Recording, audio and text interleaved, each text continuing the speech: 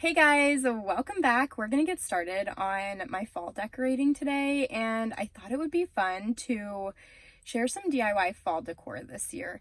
I've actually not ever done any kind of like DIY holiday or seasonal decor, thrift flips, anything like that. I don't share a ton of that here, but I've been doing so many room makeovers and DIY home renovations lately that I feel like I'm kind of stuck in DIY mode, and I have some projects in mind that I want to at least try, and if they turn out good, then share them with you. So I think I have a good feeling about it. I think this is going to be a really fun video and just something a little different to kick off the fall decorating season. So if you guys are excited and enjoy this type of content, go ahead and give this video a thumbs up.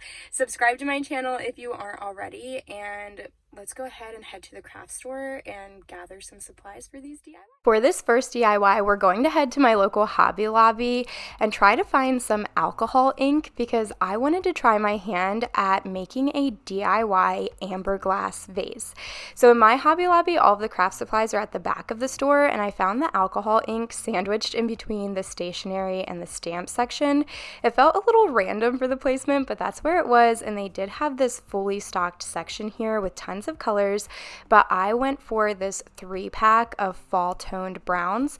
There's one called ginger, caramel, and latte, and they felt like they would be perfect for making some faux amber glass. So then I took them home and I grabbed this glass vase that I had found at Goodwill for only 99 cents about a year ago now, and I just been keeping it in storage. I loved the shape and look and style of it, but I just didn't know where I would use it, and I figured eventually I'd figure out a DIY for it, and this felt like the perfect one. So I'm going to scrub it really, really well to make sure that it's completely clean, free of debris or fingerprints or anything like that on both the outside and especially the inside. And then I'm going to set it out to dry and set up a little DIY station for myself. Alcohol ink is not water soluble, so it will stain, and I wanted to protect my surface using just a plastic trash bag. And then I also needed my hair dryer and the ink color of my choice. I started with ginger, and I'm just going to pour some of that into the bottom of the vase. Now, I was a little apprehensive. I'd never done anything like this before, and I know that the ink can stain, so I just wanted to use a little bit and see how it would work. And I quickly realized that this is a scenario where more is more. It's definitely better to have an excess in there that will move around pretty easily and cover your entire surface area. So I just kept adding a little bit more, keeping it kind of like a little puddle in the vase and swirling it around all of the sides to try to get complete coverage on all of the glass. I ended up using about a third of the bottle of this ginger color, and I would just periodically add a little bit more in there when I felt like I needed it and keep turning the vase to make sure that I was getting all of those bald spots that were in there. And then I decided that I wanted to add in some of this caramel color as well. And again, I ended up using about a third of the bottle of this caramel color and just swirling them all together. While there was still an excess in there, I started using the hair dryer to dry some of the spaces. I decided that I wanted to have more of a textured, unique, custom look to the amber glass, almost like a swirled look. I've seen this on some amber glass pumpkins at HomeGoods, and I really like the way that it looks. But if you want just a complete opaque coverage, just solid opacity, then I would suggest that you turn over the vase and let all of the excess drip out of the mouth of it before you start using the hair dryer. Now, I did have some drips onto the outside and the rim, so I did not dry those with the hair dryer. I just left them how they were, and while they were still tacky, I grabbed a wet paper towel and used that along with my fingernail to kind of scrape off all of that tacky alcohol ink before it completely dried down and ended up being stuck there forever. But once it was dry, this is how it turned out, and I love this. I feel like it looks just like real amber glass, which especially this time of year can become really expensive, even at stores like Hobby Lobby and Target, because amber glass is such a staple in fall decor styling. I feel like it's always just the most expensive this time of year, and I love that I was able to make this for less than $6 in less than 20 minutes. It turned out beautiful. I set mine on this coffee station, but it would also look great in an entryway, dining table, or even kitchen countertop styling. And speaking of countertops, that brings me to my next DIY. I wanted to try some dehydrated orange slices as a vase filler. I feel like dried orange slices or citrus slices in general are very popular in the fall. Even through Christmas season, I see them a ton made as ornaments, garlands, or vase fillers, and that's what I'm going to use mine for today. I just peeled all of the stickers off and washed them really well on the outsides because I didn't want to leave any dirt or debris on them from the grocery store. And then I'm going to slice them all up. I originally had washed 3 of them, but only ended up using 2. And when I'm slicing them, they're about a 1/4 inch thickness. I'm going to show you here in a second a close-up so you can see exactly what they're looking like and how thick they are. I tried to keep them all intact and not have too many thin pieces or any that were falling apart. And like I said, I only ended up slicing 2 because these were pretty large oranges, and by the time I had sliced them up, I had a lot here that I felt like could easily fill a small little glass canister. So once I had everything sliced up, I'm just going to lay out each of the individual slices and blot them with paper towels on both sides to try to absorb as much of the excess juice and moisture as I possibly can. I don't have an actual food dehydrator. I was going to be doing this in the oven, and I just wanted to do as much as I could to try to have it come out as good as it could. And spoiler alert, it turns out great. So I feel like this definitely was a necessary step. It cut down on the amount of time needed to cook all of the slices to have them fully dried or dehydrated. And you see me doing this by myself, but this would be a great fall bucket list item to do with your kids, your friends, family. It was just a whole lot of fun, and my kids were chomping at the bit to get involved, but I knew I would be filming this, and I strongly feel that kids are not content, so I didn't want to have them on camera. I never show my kids on camera, but since then we have done this again with them, and they had so much fun that we decided to make it kind of a seasonal thing. I feel like doing this with limes and lemons would be great in spring, and grapefruits would be great for the summertime. I did sprinkle some cinnamon on the top just for some added texture and color, and then I put them in the oven at 200 degrees for 4 hours, making sure to flip them every single hour. And at about the 3-hour mark, I felt like they were fully dried and would have been completely fine, but I didn't want to risk it, so I left it in for that extra hour to make 4, and they came out completely dehydrated and a little crispy, so it worked really well. And while they were cooking, they smelled so good. The whole house was smelling like oranges and cinnamon. Now I'm going to use them to fill this little glass pumpkin canister that I got from the Target dollar spot last year. I actually got a few of them, and I used them as candy dishes last year in my fall decorating, but this was just the perfect subtle pop of fall on this tray that I keep next to my stove. I feel like this would also look beautiful in an entryway or on some bookshelf styling or even a fireplace mantle. It would look absolutely gorgeous. For this next DIY, we're heading back to Hobby Lobby, this time in the yarn section, which was 30% off this week and 30% off every other week. I found this brand called Yarn Bee that had the most beautiful, plush, soft, thick yarn in gorgeous fall colors as well as staple neutrals. It was originally priced $7.99. On sale it's $5 per bundle, and I am going to use this to dupe the viral pumpkin pillows that are designer dupes at a lot of stores but still can be pretty pricey. These are the most affordable I've found for $13 each, and I figured I could just use a toilet paper roll and some of this olive green yarn and make my own. down and then not have to store it later on in the season and be able to reuse these materials. So I started by cutting quite a bit of that yarn and then threading it through the inside of the toilet paper roll and just kind of looping it around that way. I tried to pull about half of it in so that I could work in sections and just loop it around like you see me doing, and each time I would loop it, I would make sure that it wasn't too tight against the toilet paper, but also not so loose that it was leaving any gaps to see the toilet paper through.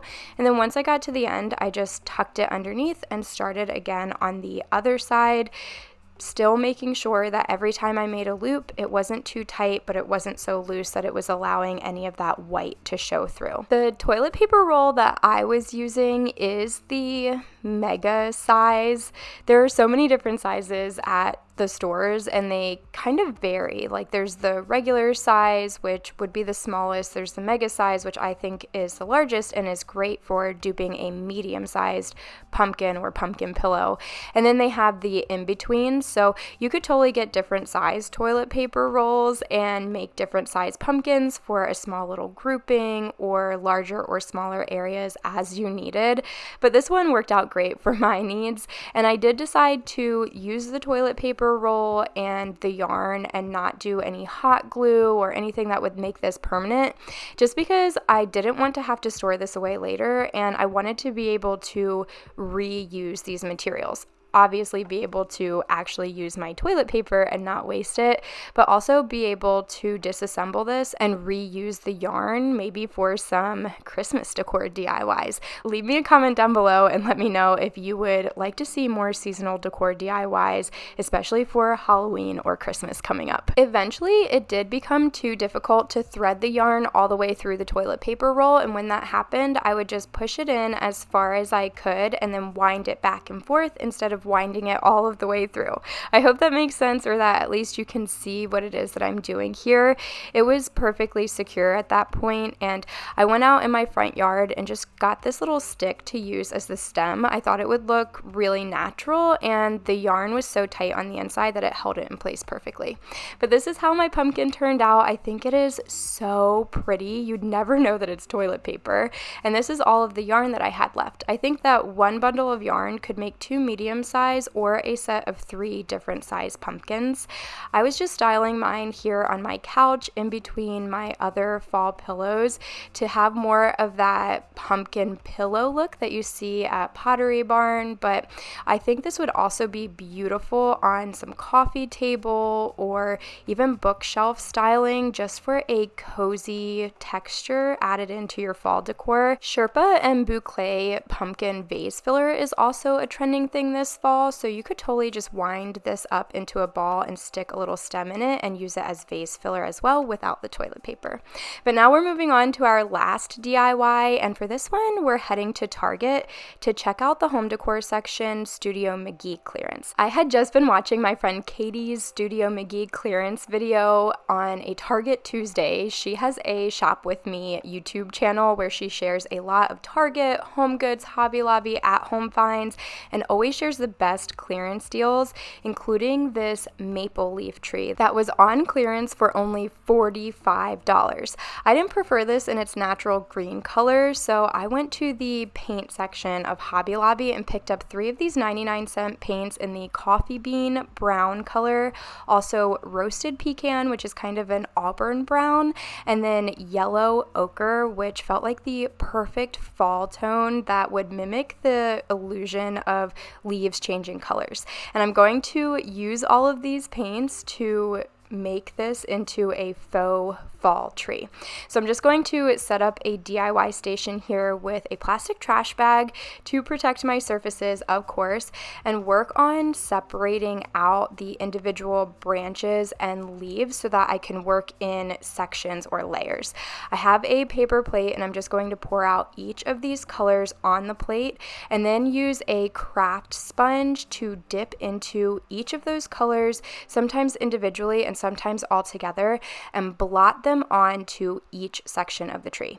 Now, I was not going for full opacity here because I wanted to give the illusion of the changing autumn leaves when they're kind of multicolored almost, and you still have some of that green peeking out around the edges, and then also the beautiful rich fall tones that the leaves will eventually turn to before they fall off of the branches. And in order to create that kind of illusion, I was just working in layers or sections, blotting with that craft sponge and making sure that things were blended together but not completely covered. And then when I was finished with one section, I would lay a new section on top of it.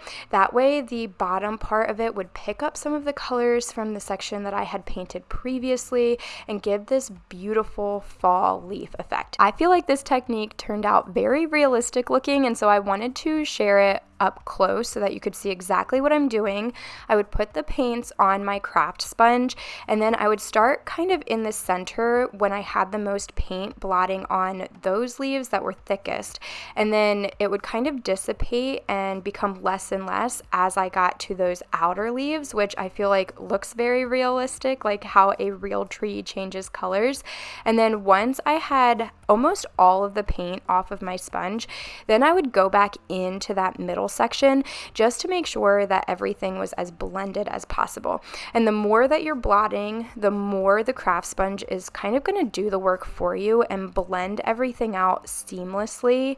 I was super impressed with how this turned out, the look of it, but also with how easy it was. It was the most time-consuming DIY that I did just because there are so many branches. This is a very full faux tree, and honestly I feel like it would be worth the money even at full price because of how full and lush it was.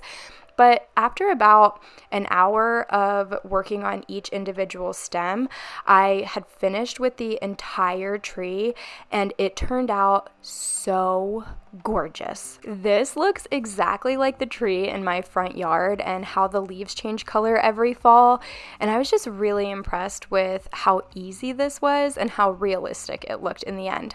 I wanted to use it in this cozy corner of my bedroom. I already had a faux tree in there elevated on this stool, but it just wasn't doing it for me with fall. So this maple tree was the perfect change out here. It looks way better in my opinion. It's the perfect height, the perfect colors, and I just love the way that it turned out. Now, if you have more traditional colored fall decor, then you could still recreate this with whatever color palette works best in your home. I just have more muted colors and neutral tones in my home, so that's why I chose the colors that I did, but there is such a large selection at Hobby Lobby, and all of those paints are either 99 cents or $1.17, so just pick any three colors that work for you. But this is how the tree turned out, and I absolutely love it. It completed this space and made this corner so cozy and cohesive with the rest of the room, and I'm just obsessed. But that's actually all of the DIYs that I have to share today, so leave me a comment down below. Let me know which one is your favorite, which one might you be recreating. Give this video a thumbs up if you enjoyed, and subscribe if you aren't already. I'll be sharing another fall decorating video very soon. Thank you so much for choosing to spend your time here with me today, and I'll see you all in the next one.